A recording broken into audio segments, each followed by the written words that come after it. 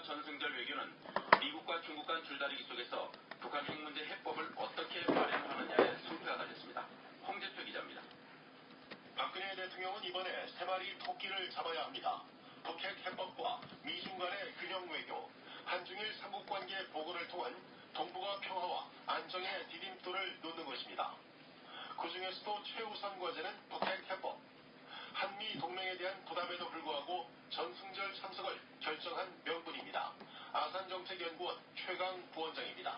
중국의 합의와 한명절 답을 받아야 하는 것이 아마 가장 큰 목표가 되어야 될 것으로 생각합니다. 물론 최근 지뢰 도발 사건에서 보듯 중국의 비우호적인 대북 메시지는 북한의 상당한 압박 요인입니다. 하지만 정작 북핵 육자회담 재개 조건에선 미국과의 입장차가 여전합니다. 북핵 문제에 관한 한 다음 달 중순 한미 정상회담이 오히려 본 게임인 셈입니다. 따라서 이때까지 미중 간의 간극을 얼마나 좁히느냐에 현 정부 외교력이 판가름날 전망입니다. 이 밖에도 전승절 참석을 포기한 일본 아베 내각이 한국은 중국 편이라는 담론을 펴며 한미 관계 균열을 노리는 것도 우려스러운 대목입니다. 결국 전승절 외교전은 우리에게 기회이자 위기인 셈입니다. CBS 뉴스 홍재표입니다. 중국은 이번 전승절 열병식을 통해 내부 통합과 함께 아시아 패권국의 지위를 굳히겠다는 속셈을 드러내고 있습니다. 베이징 김성경 특파원이 전해드립니다. 전승절 열병식이 하루 앞으로 다가오면서 중국 당국은 특별히 중국의 자존심 고취에 힘을 쏟고 있습니다. TV 드라마와 오락 프로그램은 방영이 중단됐고 매체들은 열병식 홍보에 열을 올리고 있습니다. 시민들도 수많은 외국 정상들과 군대들이 열병식에 참여한다는데 자부심을 나타내고 있습니다. 베이징 시민입니다. 수십 개국 군대가 참여한다는 점이 과거와는 다른 것 같습니다. 성대한 열병식이 높아진 중국 위상을 반영하는 것으로 인식되면서 내부 통합에도 효과를 발휘하고 있습니다. 중국은 특히 열병식을 계기로 미국과 일본에 맞서 전략적 우방을 최대한 확보한다는 속셈입니다. 오른쪽엔 푸틴, 왼쪽엔 박근혜 대통령을 내세워 중러 미러를 강화하는 동시에 한미일 동맹에서 한국의 팔을 중국으로 당기는 모습도 연출하고 있습니다. 열병식을 하루 앞두고 베이징 시내 중심가는 지금 소리가 나요, 안 나요? 주변 건물들도 모두 폐쇄 조치됐습니다. 이거 소리 나지. 열병식 열풍이 지금 중국 대륙을 휩쓸고 있습니다. 베이징에서 CBS 뉴스 김선경입니다. 70년 전 오늘은 일본이 태평양 전쟁의 항복 문서에 서명한 날입니다. 이웃나라 중국은 대대적인 생전 기념 행사를 열며 미나를 자축하고 있지만 그때로부터 분단의 아픔을 떠안은 우리나라는 함께 기뻐만 할 수 없는 처지입니다. 슬픈 전승, 김광일 기자가 취재했습니다. 유한미 일본국 정부의 국가 통치보다는 연합국 최고사령관의 제안 아래 있다. 이 사대전을 연합국의 승리로 이끈 메가더 장군의 선언과 함께 70년 전 오늘 일본은 항복 문서에 서명했습니다. 연합국의 승리를 기록하는 의미 있는 문서지만 우리에게 이 항복 문서는 가슴 아픈 역사. 여러분 지금요. 네. 지금 그 망치부의 시험 방송이라는 저기 검색어 좀.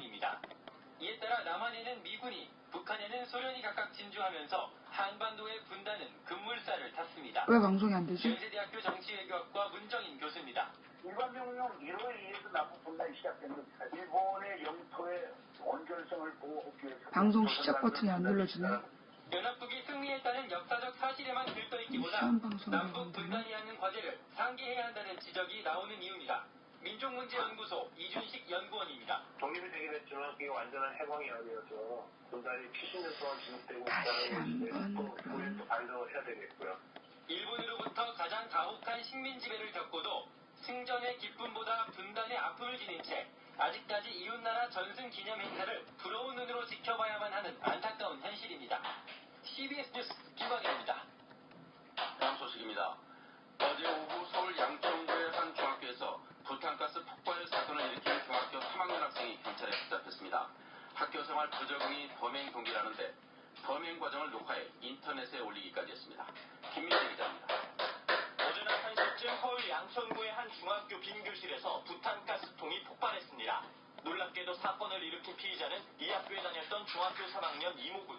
이군은 범행 과정을 녹화해 인터넷에 올리는가 하면 인터넷을 통해 일부 언론과 인터뷰를 하기도 했습니다. 지하철을 갈아타며 경찰의 추적을 피하던 이군은 범행 9시간여 만인 어젯밤 10시 30분쯤 서울 지하철 종합운동장역 인근 공원에서 잠복 중이던 경찰에 붙잡혔습니다. 이군은 가족과 함께 이사하며 전학 갔다가 새 학교에 적응하지 못해 괴로워하다 범행을 저지른 것으로 조사됐습니다. 서울 양천경찰서 임병숙 형사과장입니다. 왕따거나 코칭을 당했거나 그런 관계는 아니고요.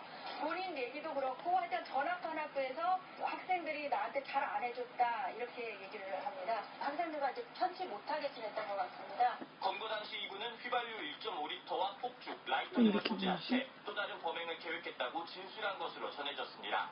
또 원래 전학간 학교에서 범행을 저지르려 했지만 경비가 삼엄해 비교적 경비가 허술한 예전 학교로 돌아와 범행을 저지른 것으로 나타났습니다. 경찰은 현주 건조물 방화 등의 혐의를 적용해 이군을 체포하고 정확한 사건 경위를 조사할 계획입니다. CBS 뉴스 김민재입니다.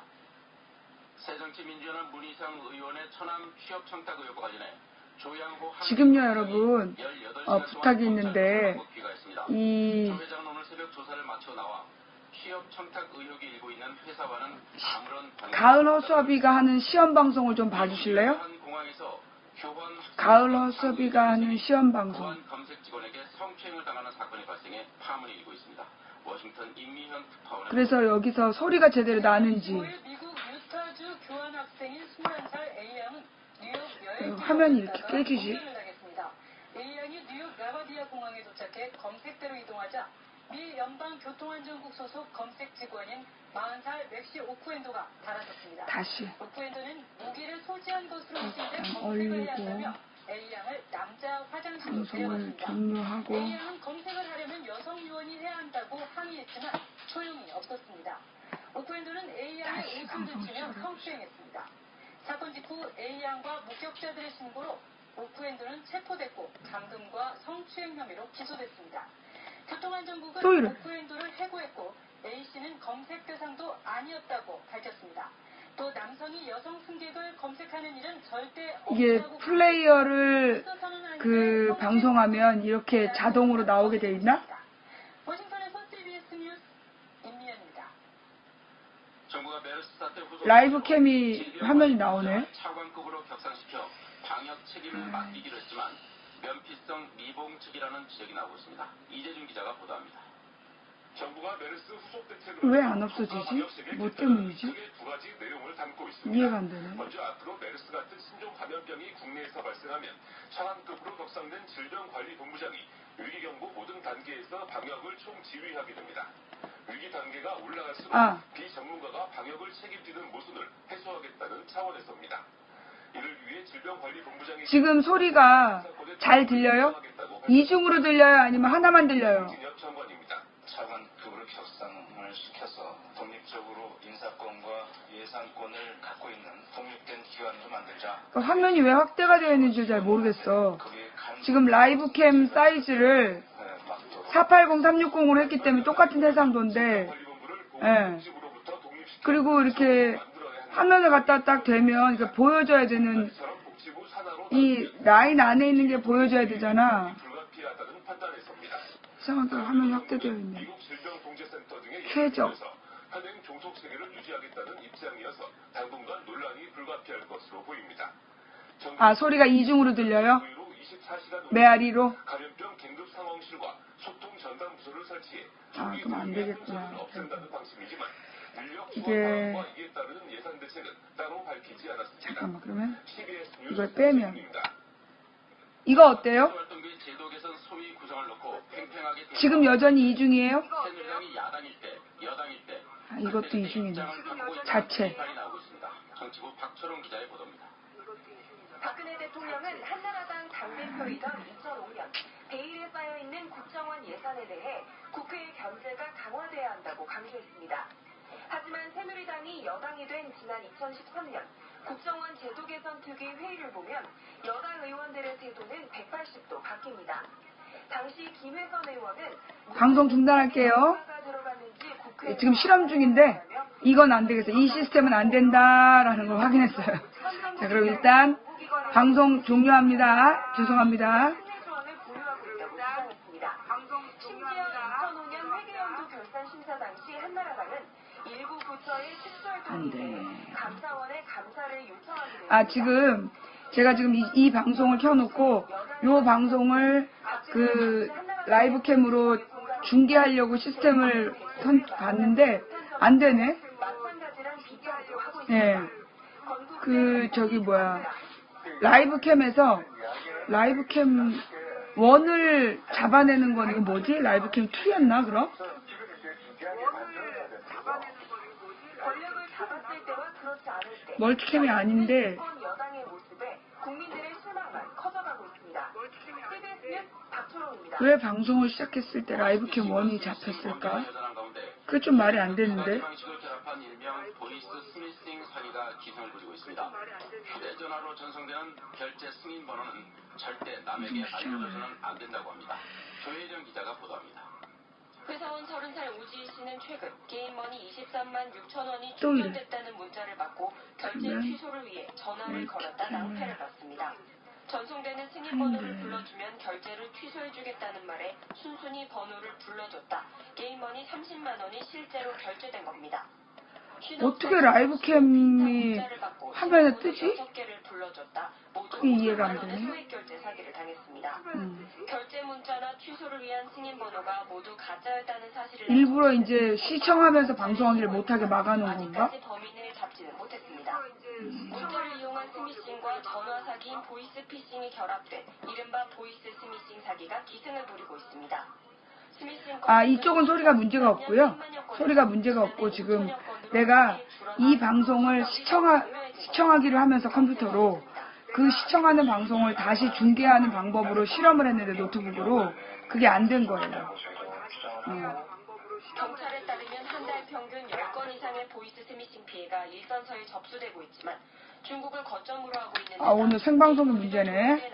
지금 생방송용 컴퓨터가 어젯밤에 공격을 당해서 지금 완전히 다운이 됐어요. 켜지지를 않아. 그래서 지금 오늘 지금 현재 재방송을 하고 있는데 재방송용 컴퓨터는 생방송이 안 돼요. 마이크 연결이 잘 안 돼. 잡음이 너무 나가지고 마이크를 연결했을 때 잡음이 심해서 방송을 못 하거든요. 그러면 이제 지금 이 노트북으로 방송을 할 수 있는지 알아볼까 그건 안 돼서 그러면 이제 저쪽 방송으로 되는지 저 컴퓨터로 생방송이 되는지 확인을 해봐야 되겠네.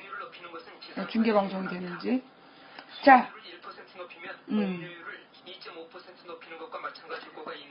몰라서 안 된다고 배우시면 된다고요? 그래요. 이미 몰라서 그래. 내가 옛날엔 이런 방법으로 방송을 했었는데 지금 안 되는 거잖아. 저도 모르는 것들이 아는 척이야.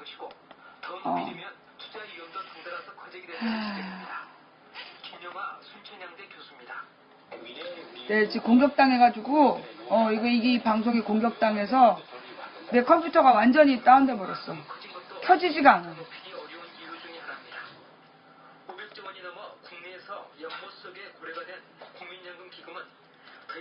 그러면 일단